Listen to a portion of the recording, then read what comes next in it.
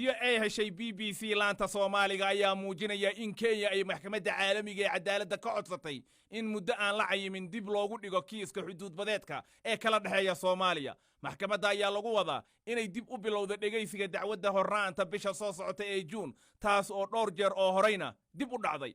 waxaa dukumiintiyadaasi soo akhriyay oo iga warramay madaxa laanta afka Soomaaliga Muxyidiin Axmed Roble. catush waa mahadsan tahay. waxaa jira isfaham waaweyn oo ka dhex taagan dowladaha Kenya iyo Soomaaliya ka oo salka ku haya wixii laga yeeli lahaa dhageysiga dacwaddii badda ee labada dal u dhaxaysay ee loo ballansanaa bisha soo socota in dib dhageysigeeda looga bilaabo maxkamadda cadaaladda ee caalamiga ee Hague ee waddanka Netherlands.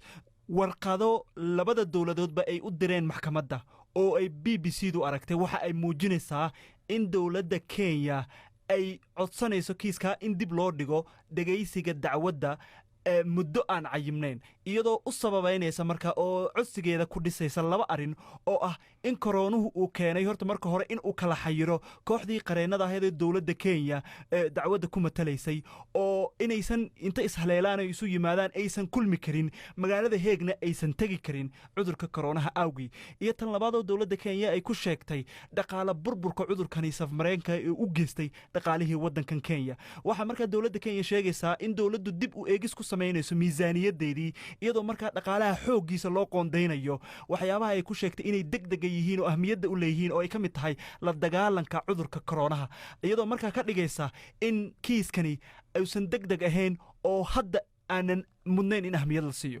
waraaqaha ay BBC-da aragtay Soomaaliya iyadu dhinaceeda maxay sheegtay ku andacoonaysaa?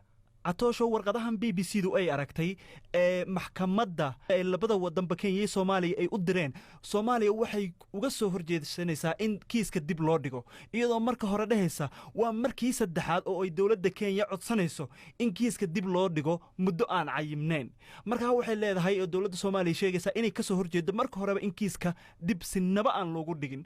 marka xigtaana waxa ay leedahay dowladda Kenya waxay nagu haysaa cadaadis diblomaasiyadeed oo weyn ayay dowladda Soomaaliya saartay iyadoo doonaysa in kiiskani lagu xalliyo. waa sida ku qoran warqadda dowladda Soomaaliya ay maxkamadda u dirtay meel ka baxsan maxkamadda. markaa waxay maxkamadda ka codsanaysaa oo dowladda Soomaaliya markaa leedahay waxay maxkamadda ku adkaynaysaa in aan kiiskan dib loo dhigin, iyadoo dhahaysa in kiiska dib loo dhigo waxay u ekaanaysaa in ay sii dhiirigelin doonto dadaalada diblomaasiyadeed ee Kenya ay ku doonayso cadaadiska ku saarayso in dacwaddan maxkamadda lagala soo noqdo oo meel kale lagu xalliyo. marka dowladda Soomaaliya waxay leedahay kiiskani ha lagu qaado muuqaal iyadoo tiknoolajiyadda laga faa'iideysanayo oo internetka la adeegsanayo. marka waxay leedahay kiisas noocan oo waaweyn oo heer caalamiya ayaa sidoo kale muuqaalka loogu qaado. marka dowladda Soomaaliya waxay qiraysaa koroonuhu inuu saameyn weyn geystay adduunka oo dhan, laakiin waxay leedahay dhageysigii dacwadda ee bisha soo socota loo ballansanaa yaanan dib loo dhigin, iyadoo markaas soo jeedinayso iyadoo la kala fog yahay oo meelo kala duwan la kala joogaay